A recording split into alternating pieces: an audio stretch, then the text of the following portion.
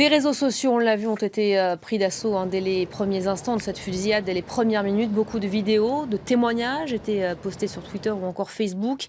On a vu aussi défiler un certain nombre d'informations ces dernières heures, certaines plus justes que d'autres. Marine Benoît, bonjour. Vous êtes Bonjour. Journaliste Mashable pour France 24. Beaucoup de fake news, effectivement, ont été relayées ces dernières heures. Vous en avez relevé pour nous quelques-unes. Oui. Alors, à croire qu'il s'agit presque désormais d'une sorte de protocole suivi par certains internautes après des drames de ce type. Donc très vite, on a pu voir apparaître les fameux avis de recherche montés de toutes pièces, qui sont souvent les premiers fakes à émerger, en l'occurrence sur Twitter. Un compte, par exemple, a diffusé la photo d'un homme qu'il décrit comme son père disparu dans la panique, sauf que ce portrait avait déjà été largement relayé après l'attentat de Manchester. Alors évidemment, on peut se demander pourquoi certaines personnes font ce genre de choses. Souvent, leurs motivations sont en fait très simples. L'homme à l'origine de ce tweet a confié à l'un de mes collègues à Londres qu'il souhaitait seulement être retweeté le plus de fois possible. Beaucoup de questions qui ont très vite été posées sur l'identité du tueur. Notamment, la police a été interrogée. Elle a beaucoup communiqué là-dessus assez rapidement. Et cela a conduit à la publication de fausses identifications également. Oui, et dans ces cas-là, les conséquences peuvent être plus graves, car ces fameuses fausses identifications du coupable sont souvent partagées sur les réseaux sociaux avec des photos de vraies personnes qui n'ont donc aucun lien avec les événements.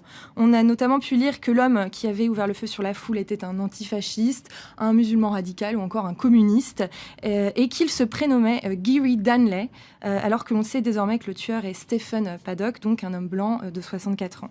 Alors, le nom de Gary Danley est apparu en premier sur le forum 4chan, qui est une plateforme connue pour être à l'origine de nombreuses intox, après que la police a diffusé le nom de la compagne de Stephen Paddock, Marilou Danley, qui n'aurait elle-même, rappelons-le d'ailleurs, aucun lien pour l'instant avec la tuerie. Donc sur 4chan, ils sont remontés jusqu'au profil Facebook de ce Gary Danley, sur le simple motif que celui-ci avait aimé des pages anti-Trump, donc sur Facebook, et qu'il portait le même nom de famille que Marilou Danley. Voilà, comment partir d'un nom pour remonter finalement à une fausse identité. Ce qui est peut-être encore plus inquiétant finalement, c'est que ces fake news, ces fausses identifications, elles sont remontées en top news sur Google Actualité, ce qui soulève évidemment de nouveau des interrogations autour de l'algorithme Google. Exactement, et donc c'est là que les choses deviennent franchement inquiétantes. Google Actualité a effectivement fait remonter en top de ses résultats la série de messages 4chan identifiant à tort ce Gary Danley, mais seulement, précisons-le, lorsque l'on tapait son nom dans la barre de recherche. Idem pour Facebook, dont l'algorithme a proposé à ses utilisateurs aux États-Unis des articles provenant de sites d'extrême droite, mentionnant Gary Danley comme le tireur, un tireur gauchiste selon certains titres. Depuis, Google et Facebook ont admis leur loupé auprès des médias américains.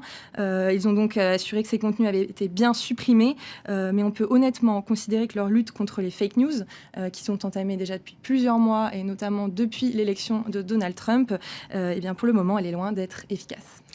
Merci beaucoup Marine Benoît d'avoir délié pour nous le vrai du faux, ces fake news qui à chaque fois évidemment ressurgissent. Prenez garde, l'actualité...